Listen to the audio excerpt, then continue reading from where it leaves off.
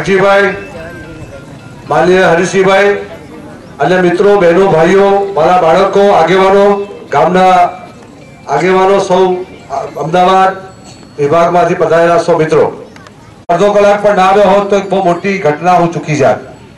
હું તમને ખૂબ ખૂબ શુભેચ્છા પાઠવું છું. ગાંધી વિચારધારાને અનુરૂપ તમે જે કંઈ કાર્યવાહી કરી રહ્યા છો એનાથી હું પરિચિત છું.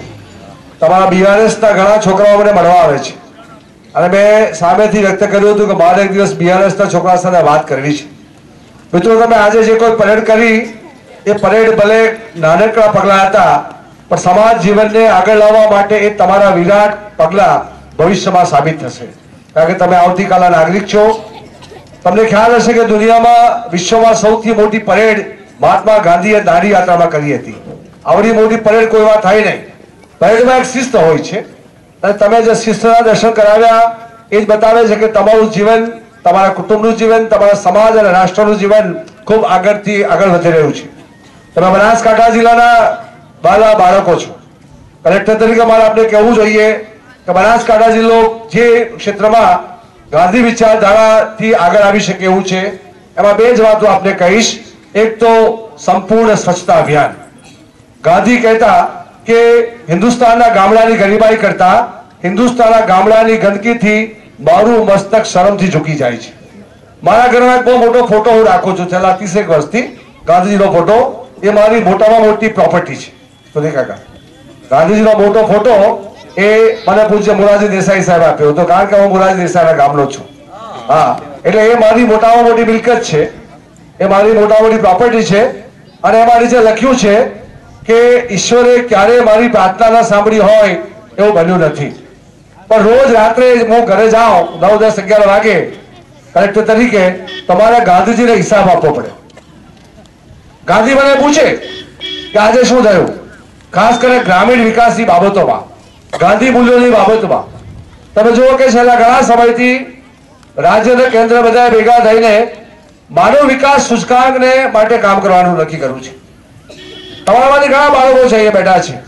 હું દાવા સાથે કહી શકું કે ગાંધી વિચારધારામાં એક જે મોટી બાબત છે એ તમારામાંથી હજુ પણ તમારા ઘરે 70% લોકોને ત્યાં ઝાંઝરું નથી. બરાબર કે નહીં? 70% લોકો.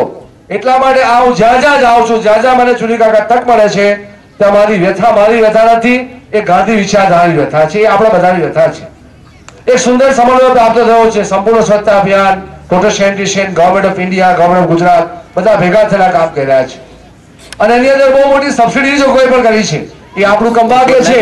ગાંધી તો કહેતા હતા કે ટટ્ટી પર મિટ્ટી હોવું જોઈએ, એમાં સબસિડી ના આવે. પણ ઘણા મિત્રો સબસિડીની માંગણી કર્યા કરે છે. આ સબસિડીથી કામ થતું નથી. મારી વિનંતી બાળકો પાસે, કલેક્ટર તરીકે તમારી પાસે માંગણી કરું છું, વચન માંગુ છું કે તમે તમારા ઘરે સંપૂર્ણ સ્વચ્છતા અભિયાન અંતર્ગત એક ઝાંઝરું બનાવશો. હું તો વડીલોને વારંવાર કહું છું કે તમારી દીકરીને કન્યાદાનમાં થોડું સોનું ઓછું આપજો, પણ ઝાંઝરું આપજો. કારણ કે માનવ વિકાસ સૂચકાંકમાં ગુજરાત રાજ્ય આ આરોગ્યની બાબતમાં 7મો ક્રમ પ્રાપ્ત કરે છે આખા દેશમાં. અને તેમાં બનાસકાંઠા જિલ્લો મને કહેતા દુઃખ થાય છે 23મો ક્રમ પ્રાપ્ત કરે છે. એટલા માટે આ મારો એક આપણો બધાનો સ્વર્ણિમ સંકલ્પ છે. આપણે ભેગા થઈને આપણે ગુજરાત રાજ્ય જ્યારે 1/5/2010 રોજ 50 વર્ષ એની અસ્મિતા પૂરા કરે છે ત્યારે બધા સંકલ્પ લેવાનો છે ગાંધી વિચારધારાથી કે ઘરે ઘરે ઝાંઝરું હોય.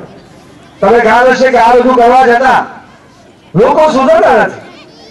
અને જે ગાંધીજીની વ્યથા હતી એ વ્યથા આજે પણ ચાલુ છે. આજે પણ ગાંધીજીને આપણે શાંતિ આપી શકીએ એવી સ્થિતિમાં નથી. અને અનેક કારણો છે, હિંસા છે, તે બધું ઘણું કારણો છે, એમાં ના પડું. પરંતુ એટલા માટે મારે એક ડિસ્ટ્રિક્ટ મેજિસ્ટ્રેટ તરીકે મુરબ્બીઓ એક જાહેરનામું બહાર પાડવું પડ્યું. આ કમનસીબ બાબત છે મારા માટે. પણ હું જાણું છું કે ફક્ત ગાંધી વિચારધારાને એક કાયદામાં બી સપોર્ટ હશે તો જે 2-5% લોકો આ ગાંધી વિચારધારા માનતા નથી એ સીધા બંધ થઈ શકશે.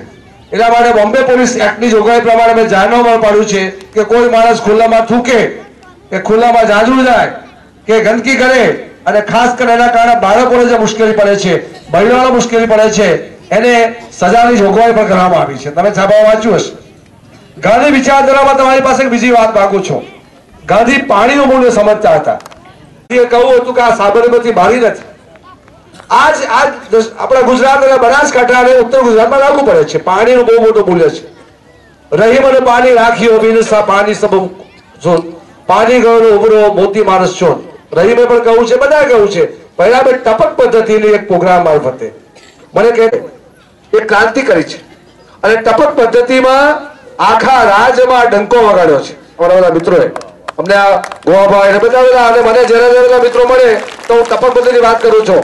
એટલું નહીં પણ ટપક પદ્ધતિનો મેં સનેડો પણ લખ્યો છે અને અમારી ઘણી છોકરીઓ અને બહેનો આ સનેડો ગાય છે કારણ કે ટપક પદ્ધતિને કારણે જે લાભ થઈ રહ્યા છે મિત્રો એ ગાંધી વિચારધારાનું એક આધુનિક રૂપ છે જેમાં 50% સબસિડી મળે, 45% લોન મળે, 5% કાઢવો. એટલે ખેડૂતોને કહું છું કે દીકરીને કન્યાદાનમાં 2 વસ્તુ આપજો, એક ઝાંઝરું આપજો અને એક ટપક પદ્ધતિમાં 5% આપજો.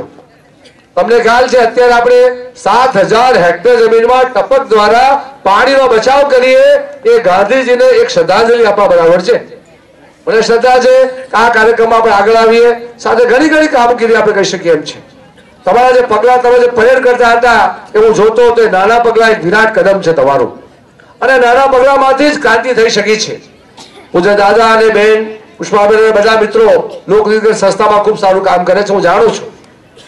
બિહારસ્થના બધા મિત્રો મારી વિનંતી છે કે ગ્રામીણ વિકાસના બધા કાર્યક્રમમાં આપણે બધા લાગી જઈએ અને એ જ ગાંધીને સાચી શ્રદ્ધાંજલિ છે, એ જ ગાંધી મેળાની ફલશ્રુતિ છે.